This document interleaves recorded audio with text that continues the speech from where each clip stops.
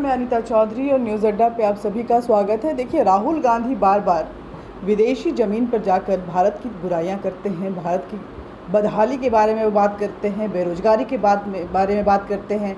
Bharat intolerant हो गया है, ऐसी बातें करते हैं। यहाँ पे मुस्लिम सुरक्षित नहीं है, ऐसी बातें करते हैं। और अब तो उन्होंने हद ही कर दी। लंदन की ज़मीन पे जाकर, लंदन की सरजमी पे राहुल गांधी कहते हैं कि भारत एक देश है ही नहीं। संविधान में भारत को एज अ कंट्री डिफाइंड नहीं किया गया है, it's a union of states. Rahul Gandhi ये पहले भी बोल चुके हैं। पार्लियामेंट में जब राहुल गांधी ने इस स्टेटमेंट को दिया था, तभी मैंने कहा था कि इसको बेवकूफ़ी मत समझो। राहुल गांधी पार्लियामेंट में अगर मिनट्स के साथ नोट करते हुए ये स्टेटमेंट देते हैं कि हमारे संविधान में भारत को एक कंट्री के तौर पे नहीं बल्कि यूनियन ऑफ स्टेट के तौर पे डिफाइंड किया गया है, तो इसके पीछे कहीं ना कहीं बड़ी साजिश है। राहुल गांधी यहाँ पप्पू नहीं है। राहुल गांधी ये पप्पूगिरी नहीं कर रहा है, बल्कि राहुल गांधी अब उस चीज़ पे आमादा हो गया है जो भारत को विदेशी हाथों में, विदेशी पटल पे एक राष्ट्र के नाम पे ना घोषित करते हुए भारत के पर एक बार फिर विदेशियों को, आक्रांताओं को इनवाइट करने की कोशिश की जा रही है। राहुल गांधी इस देश के पार्लियामेंट के साथ साथ जब लंदन वही ब्रिटेन जो इस देश पे कई सालों तक राज करने का दावा करता है, साथ ही वो यहाँ से जब गया तो राहुल गांधी के जो नाना जी थे, जिनको कि जवाहरलाल नेहरू कहते हैं, उनके साथ जो अग्रीमेंट हुआ उस पर अभी भी डाइसी है, डाउटफुल है। लेकिन राहुल गांधी का ये स्टेटमेंट लंदन में जाके देना, ब्रिटेन में जाके देना, कहीं ना कहीं गांधी परिवार की जो मंशा है, जो भारत को लेकर के उनकी एक का रवैया है, एक सोच जो है, उस पर कई सवाल खड़े करें। आखिर राहुल गांधी बार बार ऐसा क्यों बोल रहे हैं कि Bharat is not, India is not a country. The constitution has defined India as a union of state. Union of state मिलके भारत देश है। तो क्या राहुल गांधी ये 5,100 साल जो पुराना इतिहास है भारत का, जिसमें अखंड भारत की जो चर्चा है, वो हमारे चाहे स्कंद पुराण हो, चाहे हमारे वेद हो, चाहे हमारे एपेक्स बुक जो हम महाभारत हो, रामायण हो, ऐसे कई किताबें हैं जिसमें डिफाइन किया गया है, तो क्या उसको डिनाई कर रहे हैं? या राहुल गांधी भारत के उन इतिहासों को डिनाई कर रहे हैं जब महाराणा प्रताप देश की आज़ादी के लिए एक तरफ लड़ रहे थे और शिवाजी एक तरफ लड़ रहे थे? क्या ये दोनों मिलकर एक अखंड भारत की जो परिभाषा है उसको तय नहीं करते हैं? राहुल गांधी आखिर ऐसा क्यों बोल रहे हैं? देखिए, मैं समझाती हूँ राहुल गांधी ऐसा क्यों बोल रहे हैं। सबसे पहले तो राहुल गांधी के इन बयानों को सुनिए। सबसे पहले ये बयान सुनिए कि किस तरह से लंदन की ज़मीन पर जाकर राहुल गांधी एक प्लान्ड इंटरव्यू देते हैं और इस इंटरव्यू में वो बताते हैं कि Bharat, India is not a country. The Constitution had defined India not as a country but as a union of state. ये statement उनका सुनिए। I described India as a union of states, and this is how India is described in our constitution. India is not described as a nation. In our constitution, the line is India, that is Bharat, is a union of states. तो सुना आपने, अब खुद तय कीजिए कि आखिर राहुल गांधी बार बार ऐसा क्यों बोल रहे हैं।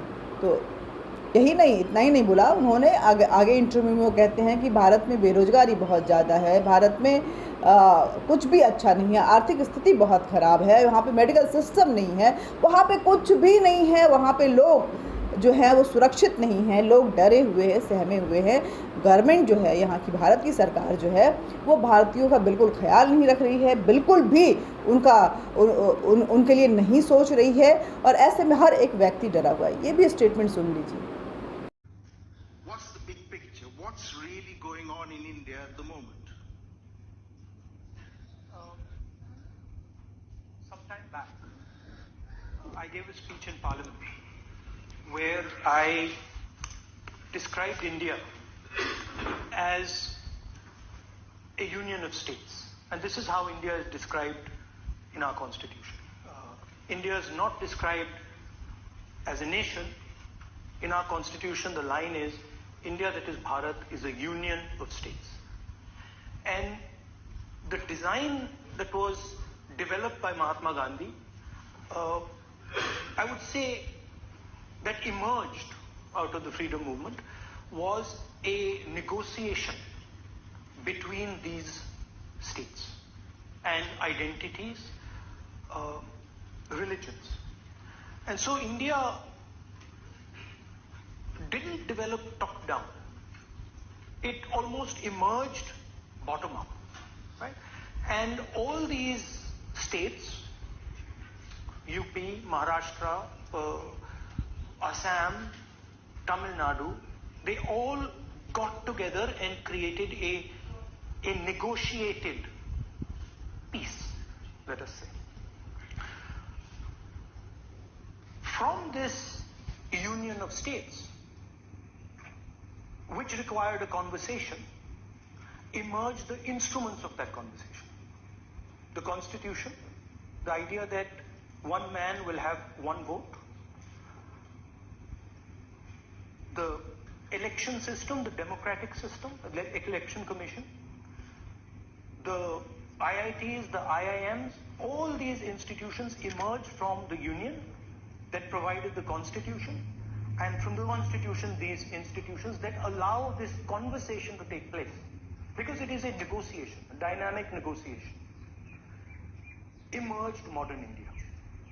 Now what is happening is there is a systematic attack on the institutions that allow.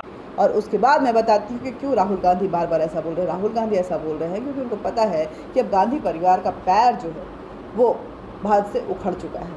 वो जो अंग्रेजों की तरह इस देश पे कब्जा करके इस देश पे अपने मनमानी करते हुए शासन करना चाहते थे, वो सरकार जो कभी 1991 एक्ट, रिलीजियस एक्ट के नाम पे इस देश के हिंदुओं से सारे आस्था का अधिकार, पूजा का अधिकार छीनती है, वो सरकार जो तुष्टीकरण की राजनीति करते हुए हिंदुओं को दबा के सहमा के रखती है, वो पार्टी जो कभी भी इस हिंदू को, इस देश के सनातनी को कोई भी ऐसा फैसिलिटी है वो देने की कोशिश नहीं करती है, वो पार्टी, वो सरकार रही थी जो कहीं ना कहीं ये कोशिश रहती थी उसको कि कन्वर्जन के ज़रिए किसी भी तरह से इस देश के हिंदुओं को ख़त्म किया जाए, कोई मुसलमान बन जाए, कोई क्रिश्चियन बन जाए। और आज का डेमोग्राफी जो है वो हिंदुस्तान का आप देखेंगे तो बहुत ही बिगड़ चुका है। कोई नहीं जानता कि यहाँ पे जो बहुसंख्यक कहे जा रहे हैं सच में वो बहुसंख्यक हैं या नहीं है, या बहुसंख्यक के नाम पे एक ऐसा गेम खेला जा रहा है कि कैसे उनको दबा के, कुचला के, उस एक दबाव वाली राजनीति बनाते हुए उनको इस देश से ख़त्म किया जाए। और जो अल्पसंख्यक हैं, अल्पसंख्यक के नाम पे यहाँ पे एक ही कौम है जिसका नाम मुसलमान है और एक ही धर्म है जिसका नाम इस्लाम है। वो उसको सिर्फ फैसिलिटी देके उसको बढ़ाना चाह रहे थे और धीरे धीरे कन्वर्जन करते हुए क्रिश्चियनिटी की तरफ भी ये पूरा देश बढ़ रहा था। सोनिया जब कांग्रेस की अध्यक्ष थी और मनमोहन सिंह इस देश के प्रधानमंत्री थे, ये हालत थी भारत की। अब राहुल गांधी समझ गए हैं कि यहाँ पे मेरा कुछ होने वाला नहीं है, तो उनकी मतलब कि हम नहीं तो कुछ नहीं, ये सोचते हुए वो भारत को बुरी तरह से बर्बाद करना चाहते हैं, वो तोड़ना चाहते हैं, वो भारत को ख़त्म करना चाहते हैं। और इसीलिए वो जगह जगह जाकर इस तरह के स्टेटमेंट देते रहते हैं। अगर इस देश में इतनी मजबूत सरकार नहीं होती, चाहे मिली जुली सरकार होती, तो आप समझिए इस देश का क्या हाल होता। वो तो समझदारी है इस देश की जनता की कि जनता ने विश्वास जताते हुए हर उस पॉलिटिक्स को नकारते हुए कहा कि नहीं, हमारे देश में वो सरकार रहेगी जो हमारे राष्ट्र की बात करती हो, हमारे एकजुटता की बात करती हो, सामाजिक समरसता की बात करती हो। और यही वजह है कि पूर्ण बहुमत के साथ वो सरकार चुनकर ला रही है। राहुल गांधी से कई सवाल हैं, कांग्रेस पार्टी से कई सवाल हैं। क्या आपको भारत के इस देश होने पे सच में शक और शुबा है? अगर शक और शुबा है तो आप कैसे इसका निवारण करेंगे? कैसे इस देश को country as a country define करेंगे और विश्व पटल पे ले जाएंगे? समस्याएं आप बहुत गिनवाते हैं, समाधान की बात नहीं करते हैं। अगर आपकी सरकार आती है तो क्या क्या समाधान होंगे जिन जिन समस्याओं को आप गिनवा रहे हैं, चाहे वो रोज़गार के लिए हो, चाहे आर्थिक स्थिति के लिए हो, चाहे समरसता के लिए हो, एकजुटता के लिए हो, भारत के अखंड राज्य, अखंड देश बनने के लिए हो, मंदिर मस्जिद के विवाद खत्म करने के लिए, क्या आपके पास सॉल्यूशन क्या है? उनके पास कोई सॉल्यूशन नहीं है। वो फिर वही मंदिर मस्जिद का विवाद खड़ा करेंगे, मंदिरों को ध्वस्त करेंगे, वो वही तुष्टीकरण की राजनीति करेंगे, सनातनियों को खत्म करेंगे, वो वही हिडन एजेंडा के साथ करप्शन वाली सरकार चलाएंगे जिसमें देश खोखला होगा। ये कांग्रेस की नीति है और गांधी परिवार की मंशा है इस देश को बर्बाद करने की। जय हिंद, जय भारत। इस वीडियो पे आप गौर फरमाइएगा, सोचिएगा और सोचकर अपनी जो सोच है उसको कमेंट बॉक्स में ज़रूर उकेड़िएगा, क्योंकि लोगों को पता चलना चाहिए कि इस राहुल गांधी की इस गंदी सोच को इस देश की जनता नकार देती है। इस वीडियो को ज़्यादा से ज़्यादा शेयर कीजिएगा, हमारे चैनल न्यूज़ अड्डा इंडिया को सब्सक्राइब कीजिएगा और लाइक भी कीजिएगा, बेल बटन दबाइएगा ताकि आप तक नोटिफिकेशन पहुंचता रहे। और हमारे साथ जुड़े रहने के लिए एक बार फिर कह रही हूँ, सब्सक्राइब कीजिएगा। कमेंट बॉक्स में कमेंट जरूर कीजिएगा ताकि इस तरह की जो विध्वंसकारी स्टेटमेंट है उसको एक आवाज़ से आवाज़ मिलकर एक शोर पैदा हो, वो शोर इतना गूंजे कि राहुल गांधी की इस तरह के स्टेटमेंट का कहीं कोई वजूद न रह जाए। जय हिंद, जय भारत।